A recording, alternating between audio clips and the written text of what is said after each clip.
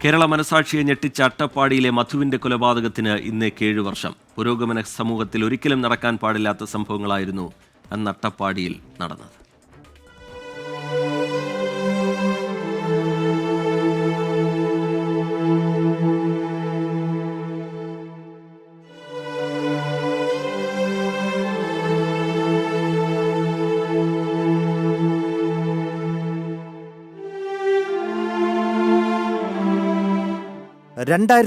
ഫെബ്രുവരി 22 സാക്ഷര കേരളം ലോകത്തിനു മുന്നിൽ ലജ്ജിച്ച് തല കുനിച്ച ദിവസം. അട്ടപ്പാടിയിൽ അരിയും പലചരക്ക് സാധനങ്ങളും മോഷ്ടിച്ചെന്നാരോപിച്ച് ഒരു ആദിവാസി യുവാവിനെ ആൾക്കൂട്ടം അതിക്രൂരമായി തല്ലിക്കൊന്ന ദിവസം. ഇന്നും മലയാള മനസാക്ഷിക്ക് തീരാ നോവാണ് മധു.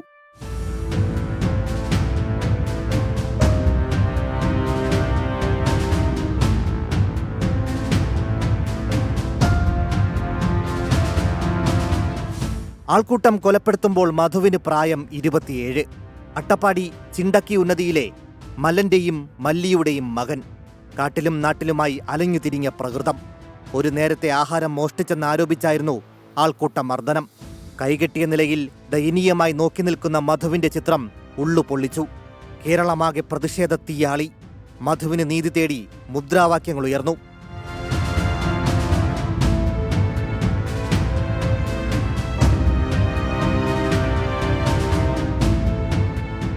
പ്രതികളെ വേഗത്തിൽ പിടികൂടിയെങ്കിലും കേസിന്റെ മുന്നോട്ടുപോക്ക് പതുക്കെയായി. 4 വർഷത്തിലേറെയെടുത്തു വിചാരണ തുടങ്ങാൻ. പോലീസ് കുറ്റപത്രം സമർപ്പിക്കുമ്പോൾ വിചാരണ കോടതിയിൽ സ്ഥിരം ജഡ്ജി ഉണ്ടായിരുന്നില്ല. സ്പെഷ്യൽ പ്രോസിക്യൂട്ടറെ നിയമിക്കുന്ന കാര്യത്തിൽ സർക്കാർ ആദ്യം അലംഭാവം കാണിച്ചു. പിന്നീട് 4 സ്പെഷ്യൽ പ്രോസിക്യൂട്ടർമാരെ നിയമിക്കേണ്ടി വന്നു. കൂറുമാറ്റങ്ങളുണ്ടായി.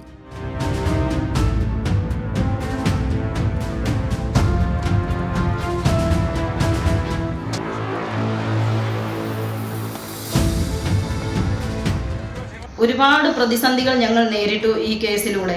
നീതി കിട്ടിയിട്ടില്ല എന്ന് തന്നെ ഞാൻ പറയുള്ളൂ.